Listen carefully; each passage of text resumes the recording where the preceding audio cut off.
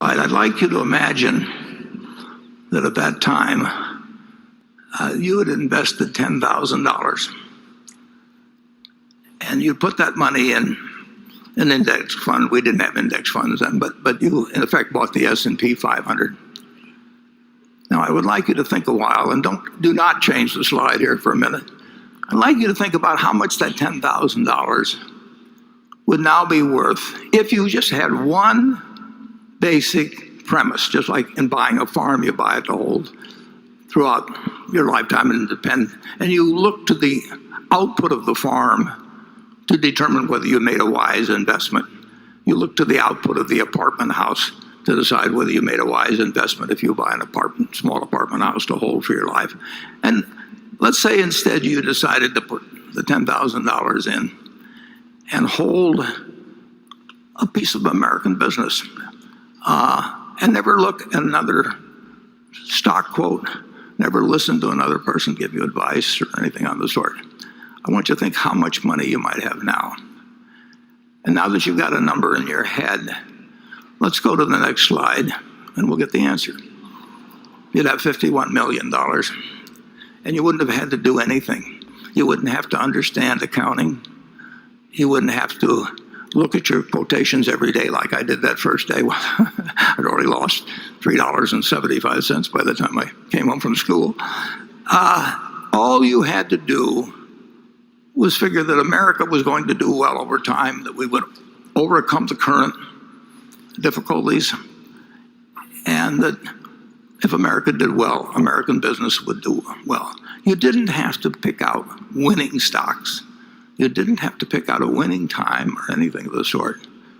You basically just had to make one investment decision in your life. And that wasn't the only time to do it. I mean, I could go back and pick other times that would work out to even greater gains. But as you listen to the questions and answers we give today, just remember that the overriding question is, how is American business going to do over your investing lifetime?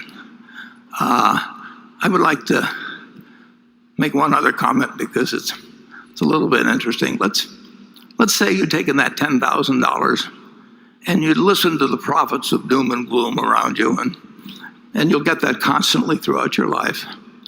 And instead you'd use the $10,000 to buy gold. Now for your $10,000, you would have been able to buy about 300 ounces of gold. And while the businesses were reinvesting in more plants and new inventions came along, you would go down every year and look in your safe deposit box, and you'd have your 300 ounces of gold, and you could look at it, and you could fondle it, and you could, whatever you wanted to do with it. But it didn't produce anything. It was never going to produce anything. And what would you have today? You would have 300 ounces of gold, just like you had in March of 1942. And it would be worth approximately $400,000.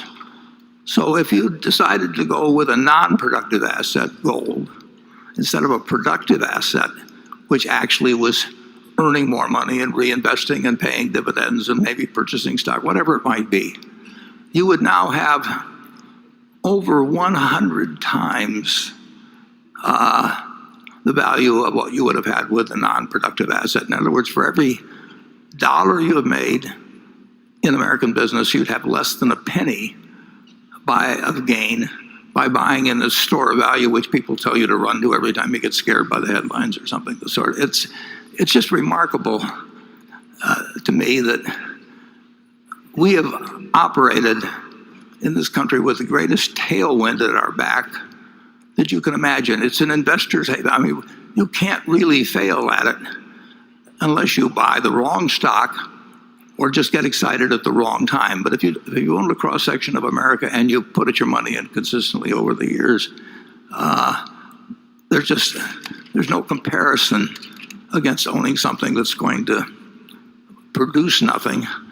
And frankly, there's no comparison with trying to jump in and out of stocks and pay investment advisors. If you'd followed my advice, incidentally, this retrospective advice, which is always so easy to give.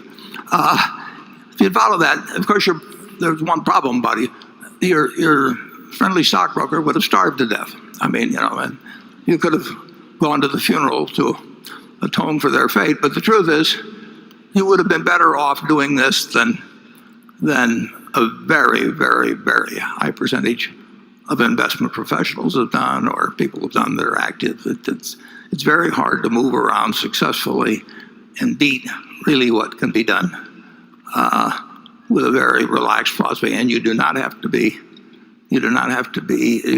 know as much about accounting or stock market terminology or whatever else it may be, or what the Fed is going to do next time, and whether it's going to raise 3 times or 4 times or 2 times.